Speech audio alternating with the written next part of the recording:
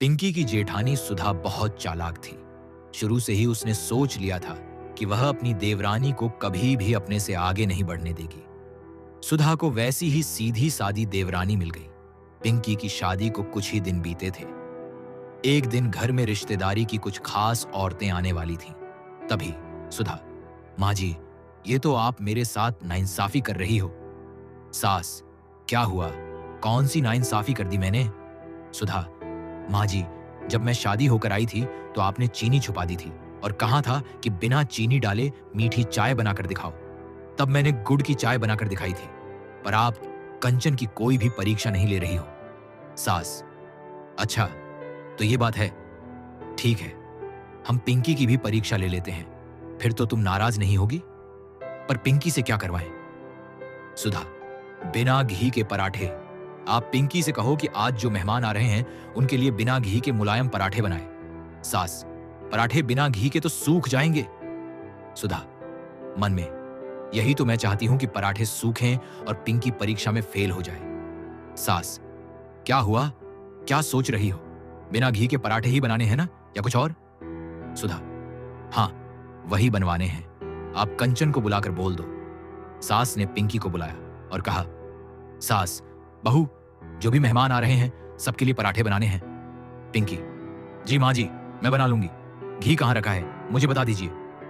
सास, पराठों में घी नहीं लगाना, बिना घी के पराठे बनाने हैं, मुलायम बनाने हैं, पराठे मुलायम होने चाहिए।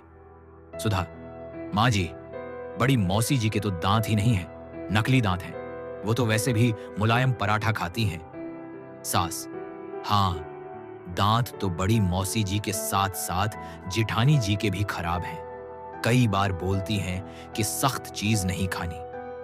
सास, पिंकी बहू, इस बात का ख्याल रखना कि पराठे सूखने नहीं चाहिए।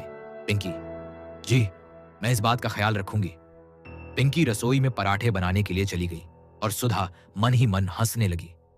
सुधा, हाँ हाँ हाँ हाँ, अब आएगा मजा, जब पराठे लकड़ी की तरह सूखे होंगे और माँ जी को पता चलेगा कि उनकी बड़ी बहू ज्यादा समझदार और बेहतर है और छोटी बहू बेकार है।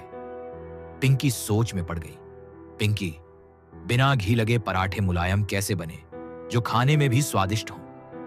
पिंकी अपना मोबाइल फोन इधर उधर ढूंढने लगी, पर उसका मोबाइल फोन कहीं नहीं दिख रहा था।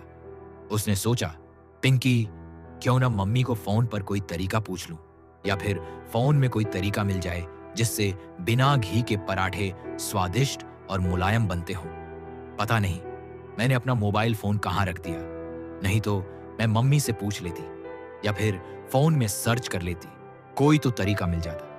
अब क्या करूं? तभी सुधा आ गई। सुधा, देवरानी जी, आपका मोबाइल फोन मेरे पास है। माँ जी ने बोला है कि जब तक आप पराठे नहीं बना लेती तब तक मोबाइल मेरे पास रहेगा। पिंकी, भाभी, बस एक सेकंड के लिए फोन में सर्च कर लूं कि बिना घी के पराठे मुलायम कैसे बन सकते हैं। सुधा, नहीं, बिल्कुल नहीं, फोन में देखकर कुछ नहीं करना। माँ जी ने तुम्हें जो काम बोला है उसे खुद करो, नहीं तो वो गुस्सा करेंगी। पिंकी, सुधा भाभी, आपको ऐसा तरीका पता है जिससे पराठे घी लगाए बिना मुलायम और टेस्टी बन जाए? सुधा, नहीं, मुझे कोई तरीका नहीं पता, और अगर पता भी होता तो मैं तुम्हें क्यों बताती? मतलब कि काम तुम्हें दिया गया है और बताकर मैं तुम्हारे नंबर बढ़ा दूं, सबके बीच में तारीफ के पात्र बनो तुम, और वो भी मेरे से पूछकर? हाँ हाँ, नहीं, पहली बात तो मुझे पता नहीं, और दूसरी बात पता होता तो भी न बताती। सुधा का ऐसा नेचर देखकर पिंकी हैरान रह गई। सुधा मुंह बनाती हुई रसोई से बाहर चली गई। पिंकी, भाभी का नेचर कैसा है? ये किस तरह से बात करती है? मैंने तो इनसे सिर्फ हेल्प मांगी थी, ये तो बहुत ही अजीब सा व्यवहार कर रही है, और मेरा मोबाइल फोन भी ले गई, जैसे मैं इनकी देवरानी नहीं कोई दुश्मन हूं। मुझे खुद ही कुछ सोचना होगा, ये तो मेरी हेल्प करेगी नहीं। पिंकी सोचने लगी। तभी उसे कुछ याद आया। पिंकी, मम्मी, ये आप आटे में दूध क्यों मिला रही हो?